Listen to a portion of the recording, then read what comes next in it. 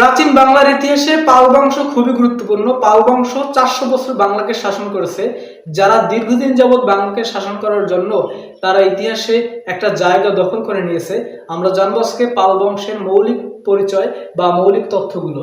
বাংলার সবচেয়ে দীর্ঘস্থায়ী রাজবংশ হচ্ছে পাল বংশ। পাল বংশের শাসনকাল 756 থেকে 1161 খ্রিস্টাব্দ পর্যন্ত।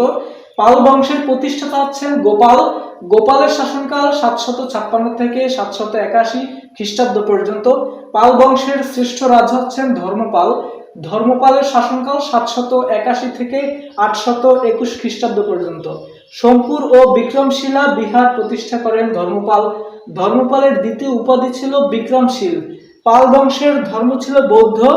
রামসাগর দিঘি খনন করেন রামপাল। দেবপালের রাজধানী ছিল মুঙ্গের। বেনারস এবং নালন্দা মন্দির নির্মাণ করেন মহিপাল। পাল বংশের সর্বশেষ রাজা হচ্ছেন মদনপাল।